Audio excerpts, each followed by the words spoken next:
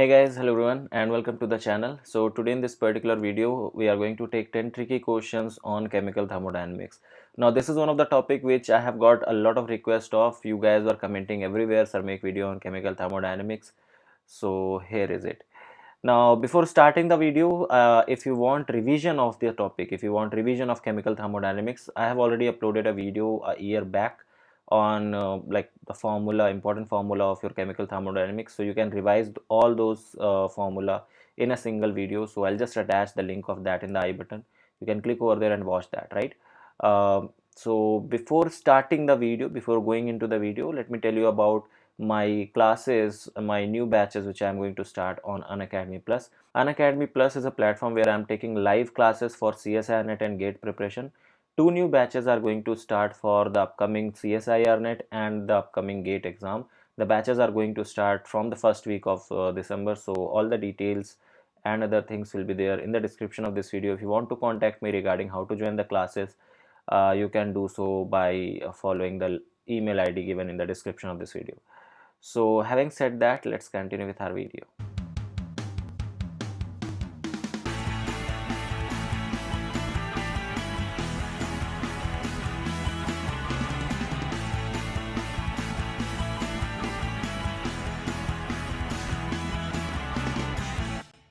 Alright guys, let's take this first question which was asked in CSIR December 2019 exam, and this was asked for 2 marks.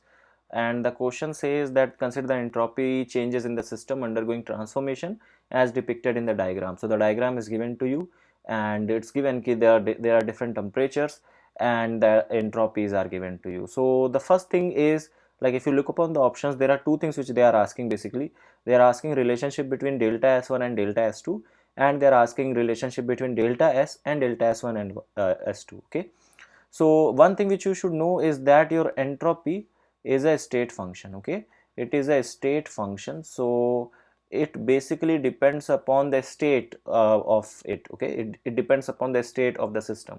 So this, all the state functions have additive property. They all are they all follow additive property. So that means that total entropy should be the sum of entropy for the individual steps. So that means the first relation which I will get will be delta S is equals to delta S1 plus delta S2. That's because it follows additive property. The next thing, so one part is done. Okay, so one part is done. With that you can either get correct answer as option 3 or option 4. Any one of them will be correct one. Now you have to relate delta S1 and delta S2. So delta S is given as like Q by T. Okay, where T is the temperature at which you are calculating your delta S basically. So this for S1, the temperature which corresponds to S1, that will be 25 degrees Celsius, and the temperature which corresponds to S2 will be 50 degrees Celsius. Okay, it will be done like that. So basically if you want to tell that how they are related to, so since you can see that delta S is inversely proportional to temperature, so if temperature increases, here the temperature is 25 degrees Celsius, so your delta S1 will be, so the temperature is lower, so delta S1 will be more. Here the temperature has increased, okay, since it has become 50 degrees Celsius. So if the temperature increases, delta S decreases. So if the temperature increases, your delta S decreases. That's the relationship which we have. Remember, you don't have to take change in temperature, okay, because in the formula it's not delta T, it's just T, okay, here in the denominator. So that's why you can see that the temperature corresponding to delta S1 is a smaller temperature, so delta S1 value will be greater, whereas temperature corresponding to delta S2 is a higher temperature, so that's why its delta S value will be lower.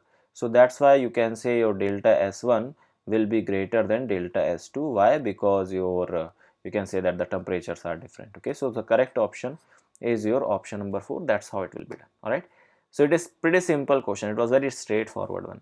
Let's go for the next one then. Alright, so let's take this particular question. It says Cp minus Cv for non-ideal gas differs from Cp minus Cv for perfect gas by the expression. So what you have to calculate, basically you have to calculate Cp minus Cv for non-ideal, okay, for non-ideal minus Cp minus Cv of your ideal gas. Okay, that's what you have to do. Now we know quite a few things about it. Okay, we know that Cp minus Cv is equals to Nr. This is for ideal. Okay, so for ideal, so for ideal gas we have this expression, and we all know this is your Mayer's formula. Now before going into the further things, I have derived the equations, all the relationship of Cp minus Cv for non-ideal gas in a separate video. Actually, I have made a whole series of thermodynamics, so I'll just attach that video where I have discussed Cp minus Cv, and also I will also attach the playlist where I have made all the videos on thermodynamics. You can watch that if you have not studied thermodynamics yet. But yeah, that's what it is. Okay, but in this question I'm not going to derive it, okay, because derivation will take time and it will be little confusing. It will include a lot of mathematics. I'm going to give you some tricks, okay, that is more important, and that's what this series is for about. So I'm going to give you some tricks how you can easily find out Cp minus Cv for non-ideal gas. Okay, so let's straight away try to find that out. So for ideal it's pretty simple, for non-ideal we have to find out. So just look at the trick very carefully. Okay, so for ideal, what equation we have? Cp minus Cv is equals to Nr, right? This is for the ideal equation or ideal gas. So with the help of ideal gas, we will try to derive it for non-ideal gas. Okay, so we will use next ideal gas equation, that is Pv is equals to nRT. So what will be the value of Nr here? So my Nr will be Pv upon T. Okay, now I can just substitute this value over here. So what it will become? It will become Cp minus Cv is equals to, it will become Pv upon T. That's what it will become. Now one thing which I can do is I can multiply with temperature and I can divide with temperature. Okay, I've just multiplied with T and I have divided by T. Once again I'm repeating these steps. Okay, see, Cp minus Cv is equals to Nr for ideal gas. I have taken ideal gas equation only. I have taken the value of Nr. N is the number of moles here, R is the gas constant. So Nr is Pv upon T. I have just substituted the value over here. So it became Pv upon T into, and then I have multiplied and divided by temperature. Now with the help of this expression, I can write down the value of Cp minus Cv for non-ideal gas. See how I will be doing that. So Cp minus Cv for non-ideal. Okay. So for non-ideal gas I'm going to do. So Cp minus Cv will be equal to, see, from here, since you have P upon T here, right? P is there and in the denominator you have T. So you can write down del P by del T simply. Okay, since you have P and T, just write down del P by del T. There are three variables: pressure, temperature and volume. So if pressure and temperature both are used, so what will be there in the outside of the bracket? Obviously volume. Now P and T are done. Now you have to like move a little ahead. So it's V and in the denominator you have T, right? V and T. So you can write down del V by del T, which will be the third variable. Volume and temperature are used. So pressure. Now you are left out with one T here, right? This T was not utilized. P and T, V and T are utilized. This T was not utilized. So just write it down like that. So you have got one expression for Cp minus Cv of your non-ideal gas. Now this can be derived. There is a whole derivation of that. I have discussed that in the video, but without deriving that you can get to this just by using this trick. Okay, if you understood it, just practice it once in your notebook, then it will be much clear to you. All right, let's go for the next step. See, in the options, if you look upon the options, you have internal energy in the options. You don't have like pressure and temperature, volume and temperature. You have internal energy also. So you have to include that part also. You have to include the internal energy part also. So from where you will get that internal energy part? For that you have to use the first thermodynamic equation of state. So because I don't have much space on this and I don't want to make this slide a little haphazard, so I'll do it on the next page. Now from thermodynamic first, or you can say first thermodynamic equation of state, what I can write down is basically that del U by del V at constant T should be equal to T del P by del T at constant V and minus P. Okay, that's what you will get. Now once you have written this first thermodynamic equation of state, now see what we have got. We have got del P by del T at constant V, and here also we have del P by del T at constant V. So we can find out the value of this particular term in terms of internal energy. So that's what I'm going to do. So I'll just take my P to this side, so it will be like del P by del T at constant V into T will be equal to del U by del V at constant T and plus P. Okay, I've just taken it to the other side. in the next step, okay fine, let's leave it this much only. So T del P by del T at constant V can be written as this much. So I can just substitute it at the place of this T. Okay, so what in like in what place? So T, I'll just erase this T and I'll just write down it in front, okay, so that you don't get confused. So T can be written here as well. So in the place of this whole thing, that means in the place of T del P by del T at constant V, what I can write down? I can write it down from that particular expression. I can write down del U by del V at constant T plus P. So I can write down del U by del V at constant T and plus P. Okay, this is what I have got, and this del V by del T at constant P is already here. Now I'll just multiply for the next step, okay, then I'll go for that. So if I multiply this, so Cp minus Cv for non-ideal gas, okay, and I am writing, so it's non-ideal gas. This is going to give you del U by del V at constant T multiplied by, okay, this term is multiplied by del V by del T at constant P plus P into del V by del T at constant P. Okay, so this much is what you will get. Now you have to find out, this is what you have got till now, this is what you have to find out, basically del V by del T at constant P. Now to do this, you have to solve, as I told you, you have to use your like real gas equation or non-ideal gas equation. But see, here we have to just see the change in volume, okay, with respect to temperature at constant pressure. So since pressure is being constant, so the real gas equation which I am going to write down, I have not included the pressure correction term here. I have not included P plus NA upon V square, okay. So don't get confused and don't think about this, that why I have not written the full van der Waal gas equation, why I have not written the like pressure correction over here. It's just because the pressure is constant. According to this term, the pressure is constant, and the only thing which is varying is your volume and temperature, okay. So that's why, so I have just kept pressure as constant, and let's see this. So basically this will be like PV minus NBP, and this is equals to nRT. You just have to differentiate it. So P is a constant, so let it be like that, del V by del T at constant like pressure, minus here n is a like number of moles, B is a constant, P is also constant, so the differentiation of the constant is going to give you 0. Here n and r are constant, and differentiation of T with respect to T will be like del T by del T. So basically you will get P and del V by del T at constant P. This is going to be equal to nr. Okay, this is going to be equal to nr. So here in the place of this whole thing you can just write down nr. So what you are going to get, I'll just write down in a fresh page. So in the place of this whole term, I am just going to substitute nr.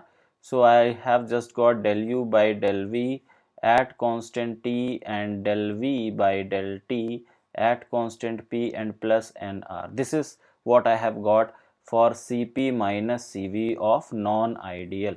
Okay, for non-ideal. Now according to question, I was asked to calculate my Cp minus Cv. Okay, Cp minus Cv for non-ideal minus Cp minus Cv for ideal. Okay, that's what it was asked in the question.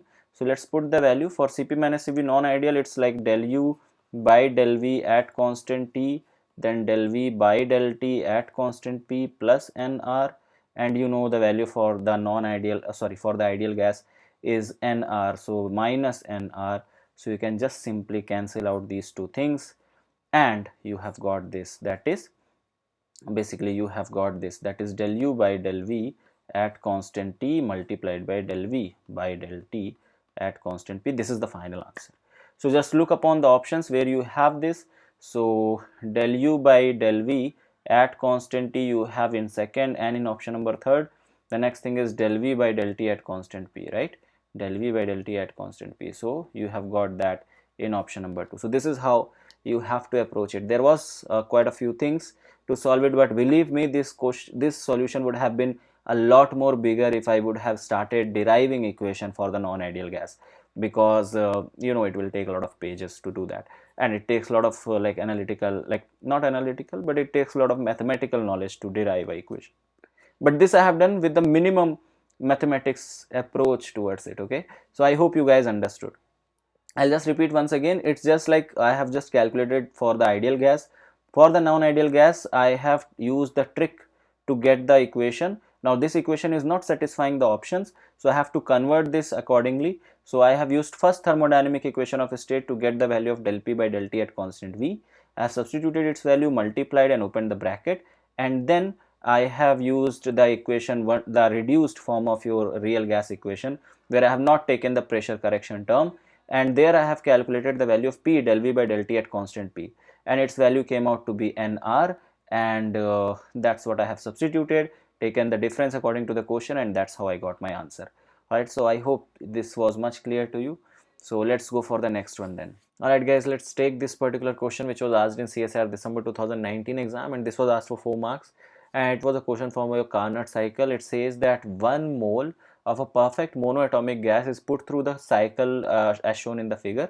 The total work in joules done during the cycle is, okay, and they have given you a lot of like information about the units and all, so you have to be very careful with the units here. Okay, it's given here that use 1 liter bar is equals to 100 joules, put R is equals to 8.3 joules per Kelvin per mole, and you can use it as 0.083 liter bar per Kelvin per mole. You have to use ln 2 also as 0.7. So all the given informations are there to solve the question like easily. So first of all, the first thing is to write down all the coordinates. Okay, that will make your calculation much easier. Okay, so like yeah, find out the coordinate of this particular point. It is going to be like you are going to have like volume of 23.24 and the pressure is 2. Okay, so pressure is 2. At point B your volume is 46.48 and the pressure is again 2 here. At point C it is 92. I'll rather write down here, so 92.96 is the volume and the pressure is 1 like bar, and at point D it's 23.24 and 1. Okay, so you have to understand what these curves are. AB curve, AB curve is basically your isobaric expansion, right, because the volume is increasing and everything is happening at the same pressure. So AB is what? It is isobaric expansion. Okay, so if it is isobaric expansion, the work done can be easily done. The work done formula is WAB. Okay, I'll write down here, WAB is equals to minus P delta V. So just write down the value here. Pressure is constant, so pressure is how much? That is 2, and the change in volume over here is going to be okay, so minus 2, and the change in volume is 46.48 minus 23.24, so 46.48 minus 23.24. so if you subtract that, if you write down that, so basically you are going to get something approximately like 46.48 only. Why? Because if you subtract this, this is going to give you 23.48, and if you multiply it with 2 again, so that is going to make it 46.48. so you can just solve it and put a negative sign over here. Okay, that negative sign comes from the formula itself. The next thing is to find out for point BC. Okay, for BC, now BC over here, what kind of curve is this? So BC, if you look upon here, your P1 V1, that is at here pressure and the volume product of both of them, is equals to P2 V2. See, 46.48 multiplied by 2 is going to give you 92.96, and if you multiply on the other side, so you get 92.96 into 1. So basically this rule is getting followed. This is what? This is your Boyle's law, right? This is your Boyle's law. So if Boyle's law is getting followed, so what kind of process we can say? That BC is basically a isothermal process. Okay, so it's a isothermal process. Now once we know that it's a isothermal process, we can find out the work done over here. So WBC will be equal to minus nRT ln V2 by V1. This is the formula, and this is isothermal expansion. Okay, why? Because the volume is increasing, that's why. Okay, so I am going to solve this particular thing. Now to solve this, I need to find out the value of temperature also. Okay, that I don't know for this process. So for that I'll use ideal gas equation. So I can take any of the point, and because the temperature is constant throughout, so I can either calculate it at point B or I can calculate it at point C. Any of the point you can take. So you can take PV is equals to RT. Okay, with this equation you can easily calculate it. So T will be equal to PV upon R. So temperature will be equal to, I am just going to take pressure of this point. So 1 into 92.96 and divided by PV upon R. The value of R you have to keep in the terms of your bar and liters. Okay, so bar and liter, this is the value which you have to keep in bars and liters. So that is 0.083. Why I have not included number of moles? Because it's 1 mole given in the question. So you have to solve this, and this is going to give you a temperature approximately equal to 1120 Kelvin. So that's what my temperature is. Now I know the temperature, I know the value of R, I know the value of V1 and V2. So I can now find out the value of WBC, that is work done in the BC process. So that will come out minus N is 1, so I'm not going to put that. R is 0.083. I have to put that in liters and bar. So that's why it is temperature. I have just calculated 1120.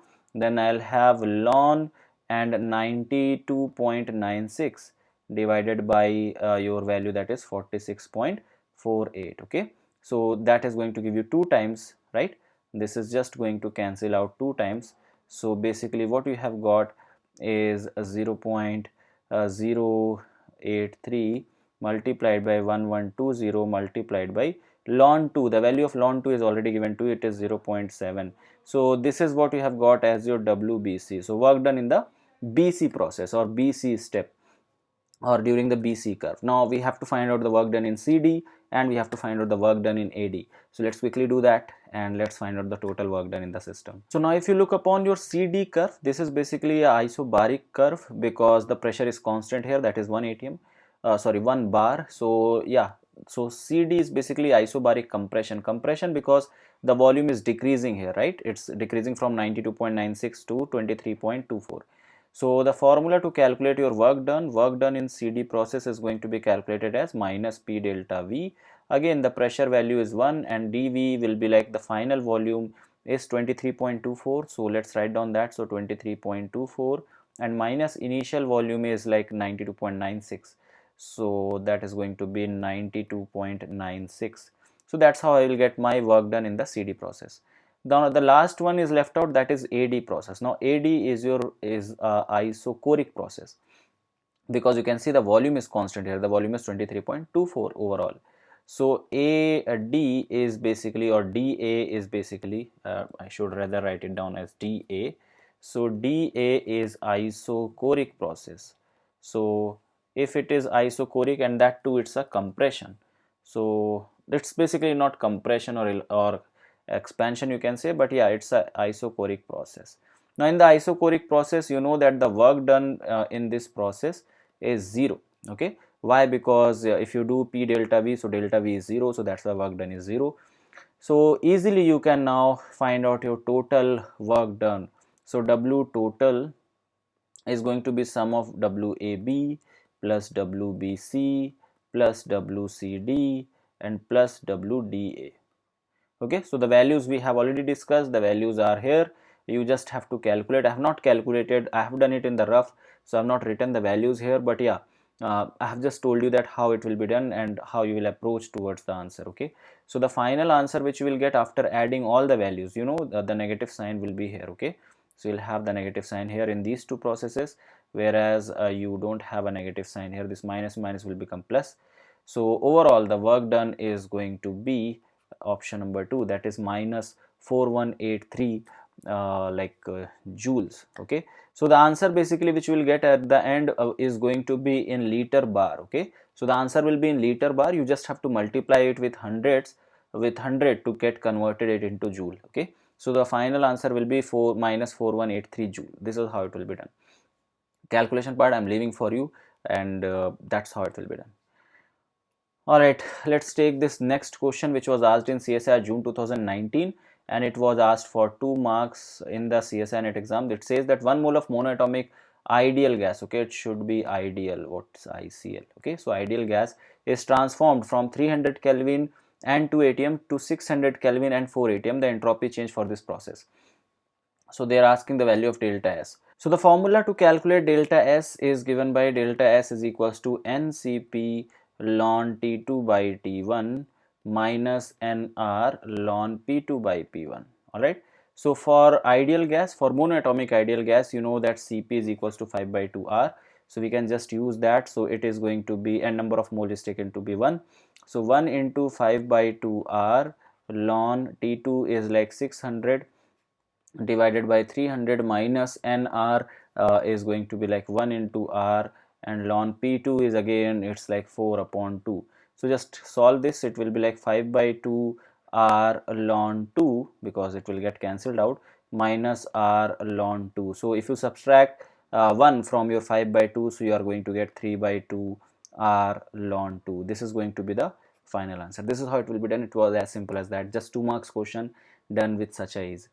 So let's go for the next question then. Alright guys, let's try to do this particular question which was asked in CSI June 2019 exam, and this was a 4 marker question. This question is not actually from your pure thermodynamics or chemical thermodynamics.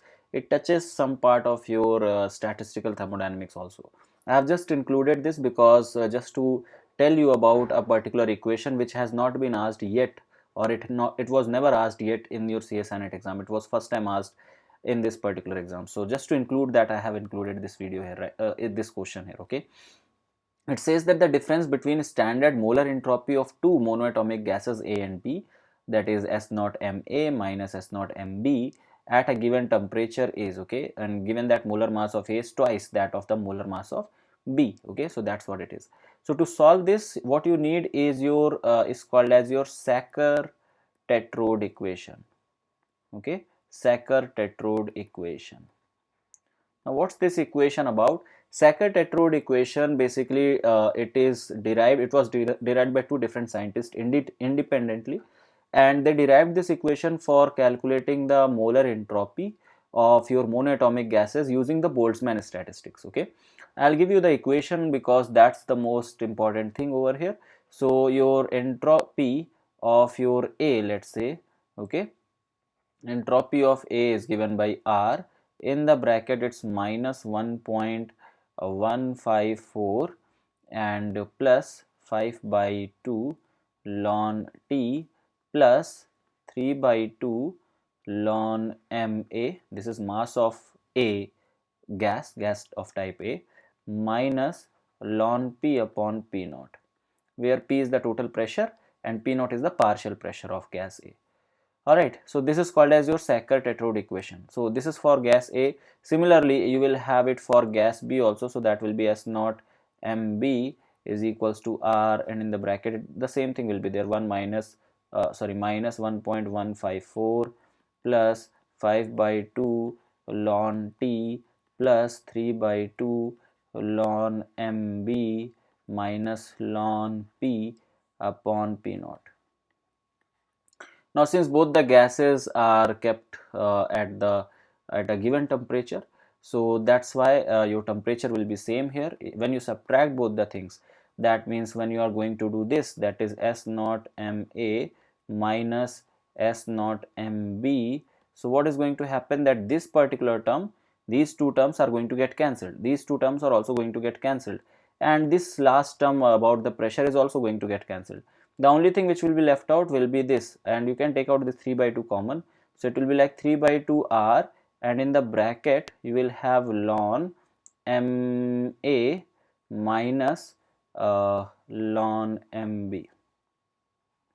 Alright, now it is also given to you that the mass of B is 2 times as that of mass of A, right? So you can just substitute that. So it's given, right?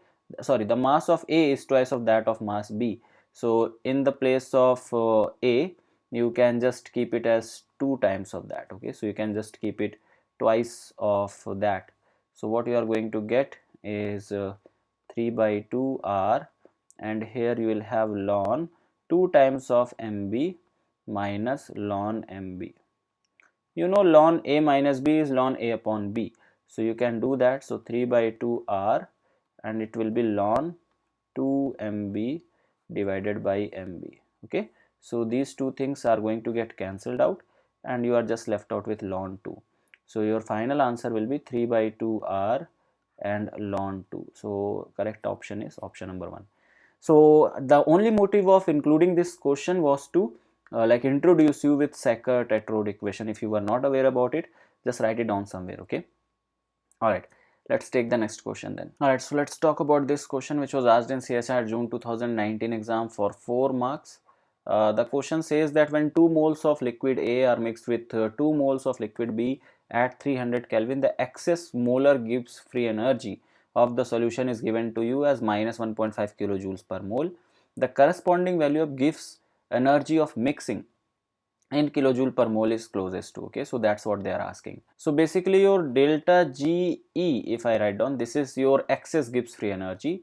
This is going to be equal to your delta GR, that is Gibbs free energy of the reaction which is actually being asked, and minus delta G of L. L is basically the liquids when they are mixed. Okay, so delta G of mixing basically. Okay, so this is when the reaction has happened, and this is when only the liquids are mixed, okay, without reacting. So this is what it is. So like excess Gibbs free energy will be difference of the total Gibbs free energy for the reaction, and if you subtract the energy which is just generated, or the Gibbs free energy which is just generated by mixing the two solution. So if you take the subtraction of that, you will get the excess Gibbs free energy. This part you can easily calculate. Okay, this can be done easily. So to calculate this delta G mixing of the liquids, since you know that 2 moles of both of them, 2 moles of liquid A and 2 moles of liquid B is taken, so we will just use the delta G mixing formula. So the formula is nRT sigma xi ln xi. Okay, where your xi is the mole fraction and n is the total number of moles, r is your gas constant, T is the temperature. So let's put all the values here. So n, the total number of mole is 2 plus 2, that is 4, right? R has to be taken as 8.3, okay, and it's in joules per Kelvin, that's fine. The temperature which you have to use is 300 Kelvin, so let's use that. Now we have to use for both of them, right? So mole fraction of A, mole fraction how to calculate? So if I have to calculate mole fraction of A, this will be equal to number of moles of A, that is 2, divided by total number of moles, that is 4. So it will come out 1 by 2. So same goes for B also, 2 by 4. So this will also come out 1 by 2. So basically it will be like 1 by 2 ln 1 by 2 for A, and plus 1 by 2 ln 1 by 2 for the B also. Okay, because summation means you have to add them. So this is how we have done it. Now you just have to calculate this particular part. So basically on multiplying them, you are going to get 9976.8, and half will become 1. So it will become ln 1 by 2. So ln 1 by 2, or you can write it down as 9976.8, and you can write down ln 1 minus ln 2. Now ln 1 is 0, so that can be removed. So it will be 0 here, and ln 2, since this minus sign will come outside, so basically what you have got is minus 9976.8 ln 2. Okay, that's what will be your value.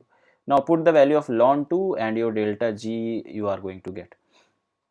So your delta GL of your like mixing is going to be how much? Just multiply with the value of ln 2. Okay, so ln 2 is given to you in the question paper only. You were given with the ln 2 value, right? So just substitute that ln 2 value here and you will be able to get that. Okay, so the final answer after multiplying will be around 69 and 13.9 joules, or you can say it's 6 point minus, okay, minus sign is also there, minus 6.913 kilojoules. The next thing which we are going to deal with is your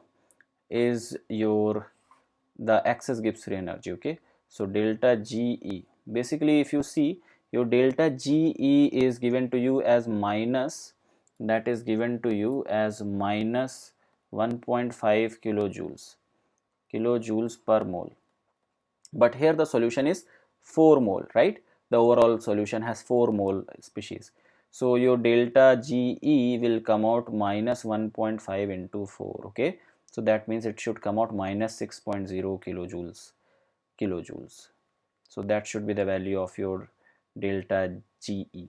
Now at the end we are just going to find out like we just have to find out this delta G mixing of R. So it will be delta G R mixing is equals to, this is going to be delta G E and plus delta G mixing and L. Put these values now. So this is minus 6.0 and plus minus 6.913. So overall value will be around minus 12.9 kilojoules. So the final answer is your option number 1. So this is how it has to be done. Okay, it was pretty complicated to convert the number of joules and all. If somebody missed this point, that means if somebody did not put this kilojoules and did not multiply it with the number of moles, he might have got wrong answer. All right, so let's go for the next question then. Alright guys, let's take the next question which was asked in CSIR June 2019, and this was again a 4-marker question. Okay, the question says that a sample of 2 moles of oxygen assumed to be ideal at 500 Kelvin is expanded from 5 liter to 50 liters under adiabatic and reversible condition that is given to you. The change in its internal energy is being asked. Okay, R value and CV value is given to you. So now let's try to do it. So for adiabatic process, in order to calculate your delta U, I'll just give you a direct formula. Okay, delta U is actually equal to the work done for the adiabatic process. Okay, so that's equals to the work done, and this is equals to minus NR. Okay, because you have n number of moles, so NR upon 1 minus gamma, and it's T2 minus T1. So final minus initial temperature, that's what we do. Now we are not aware about the final and initial temperature, so let's try to find that out. So for adiabatic process, because it's given that it's adiabatic process, we know that T1 V1 to the power gamma minus 1 is equals to T2 V2 to the power gamma minus 1. We know that. So just do this. So you will be getting T2 upon T1. Okay, T2 upon T1 should be equal to, so I'll just write down it like this. It's like T2 upon T1, that should be equal to V1 upon V2 whole to the power gamma minus 1. Put the values now. So or you can say that T2 is equals to T1 and V1 upon V2 to the power gamma minus 1. Substitute the values. T1 is 500. Okay, V1 is 5, V2 is 50. So gamma value is what we have to find out in a rough very easily. Since we know that Cp minus Cv is equals to R, so Cp will be equal to R plus Cv. So R plus 5 by 2 R as it is given to us. So this is going to be 7 by 2 R, right? Now gamma is equals to Cp upon Cv. So you can just put the values here. Cp is 7 by 2 R and divided by 5 by 2 R, right? 5 by 2 R. So basically you are going to get 7 by 5. So gamma comes out to be 1.4, right? Yeah, 1.4 is what gamma is. So let's put it over here. So the calculation, the next part of the calculation goes like T2 will be equal to 500 multiplied by 5 by 50 to the power, like 1.4 minus 1 will be 0.4, right? It's approximately 0.5, or you can say it's under root of that. So under root 5 by 50, or like 1 upon 10.